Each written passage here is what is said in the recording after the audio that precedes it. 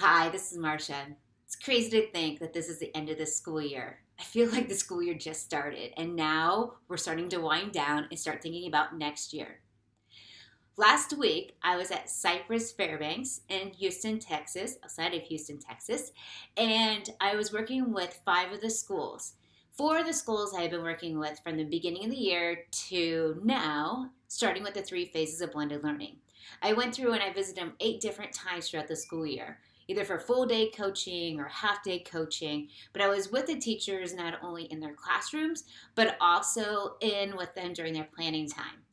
What a huge difference that made. By being there, not just to kick off a workshop and get them started with the three phases of blended learning, but actually taking them through from the beginning of the year to the end of the year. Today, I'm going to be talking about some of those key things that I saw. In the blog post that you're going to read below, you'll see a lot of different photos and examples of those schools. These schools have worked really, really hard, and they have made huge gains in student engagement, test scores. We've seen kids attending school more often. All of these things are positive things that come along with the three phases of blended learning. But also, one thing we always forget to talk about is the teacher growth. One of my schools that I'm working with, the principal was talking about how much the teachers have grown professionally. Like they're scoring higher in the teacher evaluations than veteran teachers. It's amazing what you can do, but the on-site coaching is one of the key aspects. So let's get started. I want to show you some really cool photos and videos from my last week's visit at CyFair. Again, let's take a quick little journey from just last week and see how the teachers are doing and see some ideas that maybe you could try to implement into your classroom for next school year. So this is my amazing second grade team at Kirk Elementary. Oh my gosh, I totally adore these wonderful educators. They have learned, they've grown, they have tried, and they have tested the three phases of blended learning, and the outcome is just dramatic. We'll talk more about that in a minute. So here we go, three phases of blended learning. I wanted to show you quick a video just to get a glimpse of what it would look like with the three phases of blended learning in this classroom. So this is a fourth grade classroom, and you'll see just the different aspects. See if you can find a mini lesson, independent, digital content, future ready. Let's see what it looks like. Waiting for me. Right now, I'll need you to use your fingers because we don't have enough markers. R for to write, A for here, O for place. Okay? One at a time. Choose. Right next to. Right, good. Thank you. Okay. No. R for right, A for here, O. Jonathan, you ready? What I like about this video is that the students are just working through their checklist. In fact, it's differentiated checklist. This teacher has put together 5 different checklists that the students can pick from or she assigns to based off of their ability. Did you notice the noise level? With all the students working at their own pace, the noise didn't get too crazy. They were all on task. They were all doing what they're supposed to. That's an amazing accomplishment.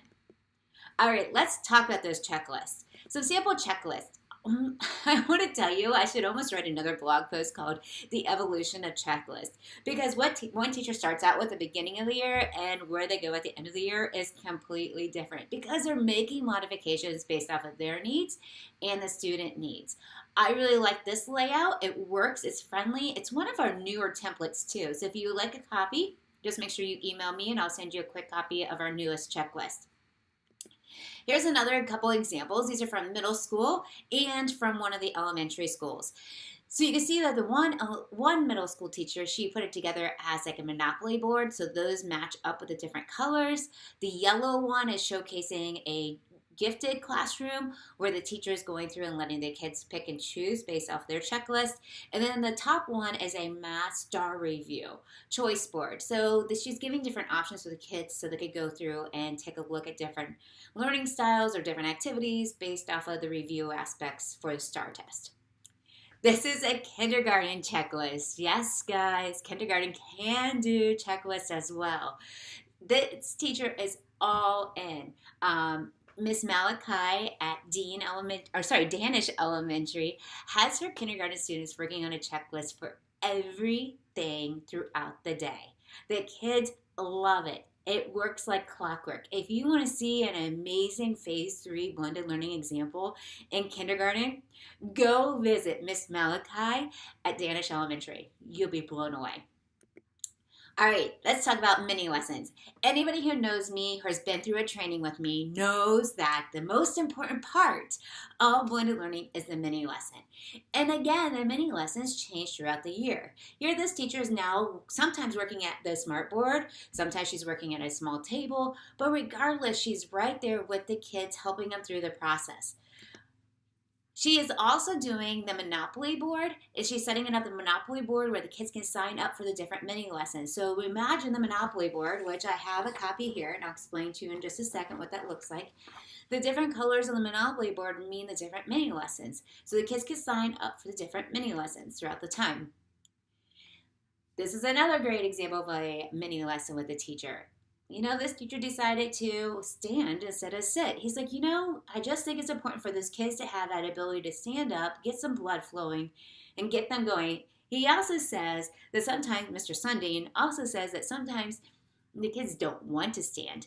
So it's kind of like one of those give and takes. He kind of has them sit sometimes in the lawn chair, sometimes he has them standing. I love this mini lesson, the engagement, the time is on the clock. It gives the kids what to do. She's having the kids right on the board, or right on the table with all the different things that they need to do during the mini lesson. Okay, progression board. Now we're going to go back to the Monopoly board here for a second. Progression boards are allowing the students to see what they are doing and where they are going next. This is Miss Malachi's classroom again. I want to just show you what it looks like from a kindergarten point of view with a progression board. Ignore the other adults in the room. They're just there kind of seeing there with me when I'm cooking. So here's the little kindergarten student. She just got done with something, so she just marks off her name. The next one comes up, and she marks it off. All right, I know what you're saying, but Marcia, it's an interactive panel. Why aren't the kids doing that? And my answer is we're working on it with the teacher. At first, she just wanted the kids to get up and mark their names off. Now what she's going to do is take that progression board, she's going to make it into poster size, and the kids are going to be able to mark it off. She's going to laminate it, so just have dry erase marker, mark their name off. Then she's going to use the progression board, that interactive panel, for actually an interactive activity on their checklist. There's that Monopoly board. So the Monopoly board, again, is just 2 weeks worth of activities for a review for the STAR test. The kids roll the dice, whatever they land on, they complete that activity. Since it's review, the kids can kind of work at their own pace. But guys, let me tell you, when you're putting together a Monopoly board, there's a lot of upfront work you have to do. You have to have everything ready to go for the 2 weeks. But the best part is, once you have it planned for 2 weeks, you're done. All right, here's another progression board. She just turned, this is at 4th grade math and science classroom. She just went and turned it into just a game board, and the kids just move their little names for where they are to what they're going to be doing next. The squares mean nothing. That just means they've completed one activity. They also have a exact same copy of this game board in their checklist folder, and the kids go through the checklist folder and they mark it off. Some of our teachers are using a big giant Monopoly board, progression board, where they had to do the different activities again for the STAR review. And then I love this 3rd grade team. They went and they made their whole entire hallway into a gamified environment where they have different themes such as Monopoly, Tetris. They had, of course, Mario Brothers. But they had different themes for every classroom. And then the teachers just rotated the game boards from one classroom to the next. At Rennell Elementary, they had the Pokemon, and every time the kids completed different tasks, getting them ready for the STAR test, they got a little Pokemon card. Their goal was to get 4 cards so that they're ready for the test. All right, one of my favorite things, talking about future ready. Some of the things that we notice when we're going to the schools is that I'm still working with some of those teachers on deploying future ready skills. But when I was there last week, we saw some really great examples of what it would look like. Science labs. Micro labs in the science classroom are a great way for future ready activities. The kids are going back, they're picking and choosing, they're doing one on sound, and they're just doing the lab. When they're done, they turn it in.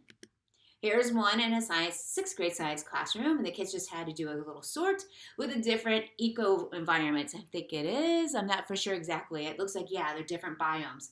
So that the kids are going through and they're putting and classifying the different animals. And then this is a star review that goes along with that choice board. So they have puzzles, they have Jeopardy labs, they had to put together different fractions on a number line.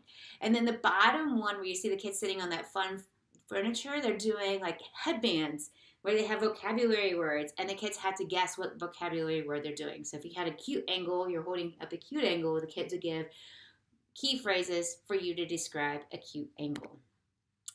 I wanted to showcase this one here is just a great example of how to organize your future ready skills, have all the materials in a bag, have it ready to go. Kids could just come back, grab one, and then they go. Digital content.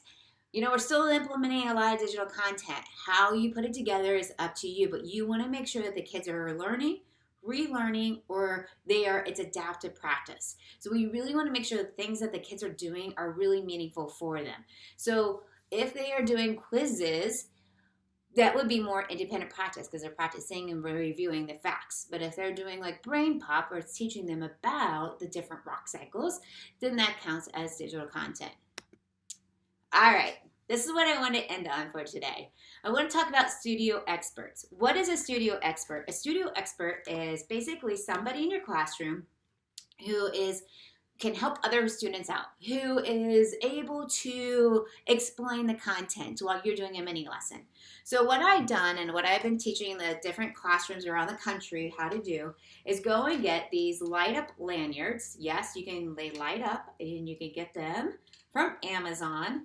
And then we call them our studio experts. So when I bought the pack on Amazon, it was 7 in a pack. So there's 7 different colors. So you can have red as being digital content, yellow as being future ready, pink as being if you just need any help. Doesn't matter.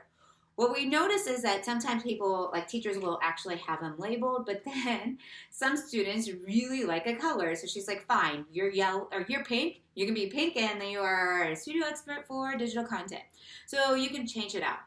Also, we have studio expert tags on the bottom. The tags just kind of help to define what it is and what they're working on. So if the kid has lighting up, then other students know that they can go ask them questions. I will put a link to these light up lanyards on the bottom of the blog post. So make sure you take a look at that. All right, so let's look at studio experts. You can see that this little guy at Renell Elementary has on a Ask Me. The same thing, studio expert. This one here is a middle school student explaining what is a studio expert. Can I ask you, what do you have around your neck? A lanyard to let people know I help them if they need help explaining one of the questions to them. Do people ask you? Yes. A lot? I would say like 4 people a day. How many times are you an expert, or how do you become an expert? Well, I've been an expert every day since we've got them, and we become an expert by like doing our work quick, but like also right and correct. Do you like being the studio expert? Yeah. Yeah. So every day you're going to try hard so you can be a studio expert? Yeah. What's your name, dear? Jayla. So Jayla was explaining how she is a studio expert. So that was my quick review of my CyFair visit last week. Again, it was quick. I hope that you guys like it. Read through the blog posts. I give you more examples. I even give links to different websites that go along with the photos. If you have any questions, feel free. You can email me. You can find me on social media. Contact me in any way. And in fact, we're even giving away a 30-minute free trial. So if you want to just sit down, talk about what is a studio expert, what is the Monopoly board, feel free. You guys can do that. All right, guys. Hope you have a great day.